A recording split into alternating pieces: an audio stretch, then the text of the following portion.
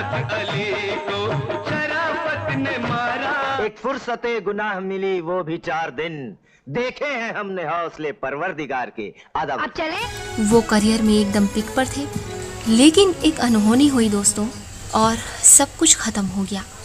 किसी ने भी नहीं सोचा था क्रिकेट मैच देखते हुए शफी इनामदार जी इस दुनिया को अलविदा कह देंगे। उनकी मौत का गम आज भी लोगों को कचोटता है। इंसान की असली दौलत उसके दोस्त होते हैं, ये वो 4 कांधे होते हैं जिन पर के वो अपना आखिरी सफर तय करता है। तुमसे मेरी एक ही मांग है कि जब मेरा वक्त आए और मैं यहां से जाऊं तो दोस्ती के उस कांधे से तुम मुझे महरूम नहीं रखोगे, बस, और मुझे कुछ नहीं चाहिए। और आज जिस अदाकार की मैं बात करने वाली हूँ दोस्तों, उनकी अदाकारी में बहुत शिफा थी। मतलब ये कि जब भी लोग उनको देखते थे तो वो अपनी तकलीफ भूल जाते थे। क्यों शर्मिंदा कर रहे हो मेरे यार? थोड़ा सा सवाब कमाने की कोशिश कर रहा हूँ अमृत भाई। जिंदगी की अदालत में ही शायद खुशियों के चंद टुकड़े मिल जाए। और आज जिस अदाकार की मैं बात करने वाली हूँ दोस्तों, उनकी अदाकारी में बहुत शिफा थी। मतलब ये कि जब भी लोग उनको देखते थे तो वो अपनी तकलीफ भूल जाते थे। कि हम हिंदुस्तानियों को रस्मन ना तो कभी असली चीज खाने को मिली है और न ही आदतन हम में असली चीज को हजम करने की ताकत है।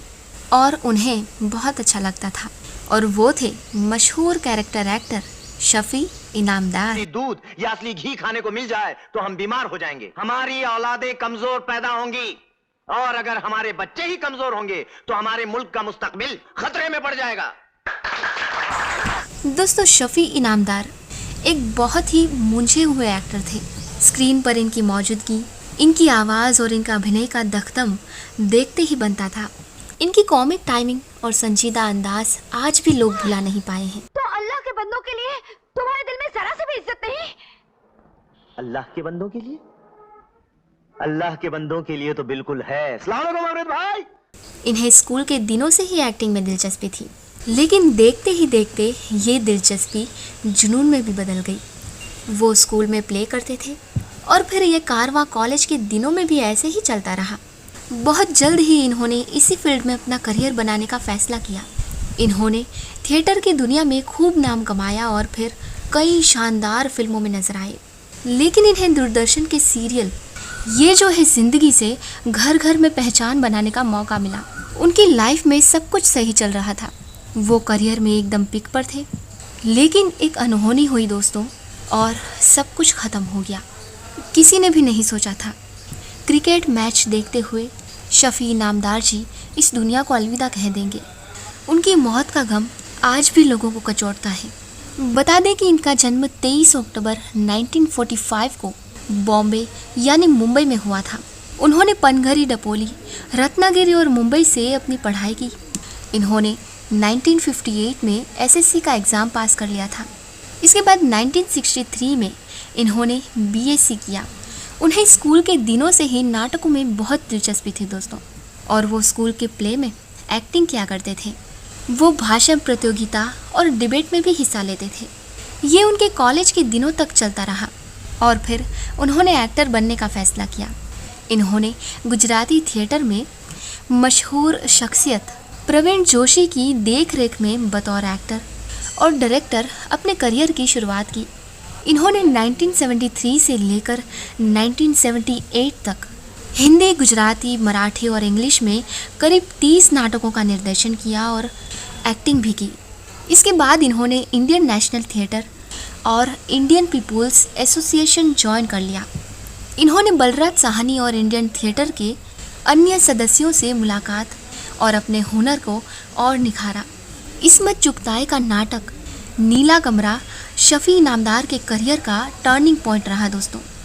इन्होंने हिंदी में अपने पहले कमर्शियल प्रोडक्शन का निर्माण किया और 70 के दशक में जब पृथ्वी थिएटर शुरू हुआ तब शफी इनामदार जी को कई हिंदी नाटकों का निर्माण करने का मौका मिला, जिसने उन्हें थिएटर की दुनिया में स्थापित होने में बहुत मदद की। साल 1982 में इन्होंने थिएटर ग्रुप हम की स्थापना दी और कई नाटकों का डायरेक्शन किया, कई नाटक बनाए और एक्टिंग भी की। साल 1984 में वो ये जो है ज़िंदगी में एक्टिंग करने के बाद वो घर घर में फेमस हो गए थे। इसके बाद इन्होंने कई टीवी सीरियल्स में काम किया, जैसे आधा सच आधा झूठ, मिर्ज़ा गालिब और तेरी भी चुप मेरी भी चुप। स्क्रीन पर इनकी पहली अपीयरेंस की बात करें दोस्तों तो वो शशि कपूर द्वारा प्रोड्यूस और गोविंद निहलानी के डायरेक्शन में बनी फिल्म विजेता में नजर आए थे। लेकिन दोस्तों फिल्म अर्ध सत्य से उन्हें पहचान मिली थी। इन्हें B.R. चोपड़ा की फिल्में आज की आवाज़, आवाम और दहलीज जैसी फिल्मों में काम किया था। इन्होंने ज़्यादातर फिल्मों में कॉमन मैन का किरदार निभाया था। ये जो है ज़िंदगी टीवी सीरियल की बात करें तो ये 80 के दशक में दूरदर्शन पर टेलीकास्ट होता था और घर घर में पॉपुलर था। ये शो इतना फेमस हुआ था कि फिल्मों के बिजनेस पर इसका असर पड़ने लगा था, क्योंकि ये फ्राइडे नाइट को ऑन एयर होता था। ये टीवी सीरियल इतना हिट हुआ कि ये 61 एपिसोड तक चला, जबकि आमतौर पर एक सीरियल ज़्यादातर 25 हफ्ते तक ही चलते थे। शफी इनामदार जी इस शो का अहम हिस्सा थे। टीवी पर उनका आखिरी परफॉर्मेंस दोस्तों सीरियल तेरी भी चुप मेरी भी चुप में था। दोस्तों 1995 में शफी इनामदार जी डायरेक्टर बन गए और बहसियत डायरेक्टर उनकी पहली फिल्म का नाम था हम दोनों, और उसमें एक्टर थे नाना पाटेकर और ऋषि कपूर। अगर बात करें इनकी निजी ज़िंदगी की तो शफी इनामदार जी ने दोस्तों लव मैरिज की थी। उनकी बीवी महाराष्ट्रियन थी और उनका नाम था भक्ति बर्वे। वो अदाकारा भी थी और दूरदर्शन पे न्यूज़ रीडर। एक्टिंग और डायरेक्शन करने के अलावा शफी इनामदार जी को दोस्तों क्रिकेट मैच देखने का और खेलने का बहुत ही ज़्यादा शौक़ था। 13 मार्च 1906 में वो अपने घर पे रिलैक्स कर रहे थे दोस्तों। वो आराम से बैठे हुए थे और टेलीविज़न पे क्रिकेट मैच देख रहे थे। इंडिया और श्रीलंका का सेमीफाइनल मैच देख रहे थे। अचानक उनकी तबीयत ख़राब हो गई और उन्हें हार्ट अटैक आ गया और वो ये दुनिया छोड़ के चले गए। और किस्मत की सितम ज़रीफ़ी देखिए दोस्तों, उनकी डेथ के 5 साल बाद यानी 2001 में उनकी बीवी भक्ति बर्वे भी ये दुनिया छोड़ के चली गई, एक कार एक्सीडेंट पे।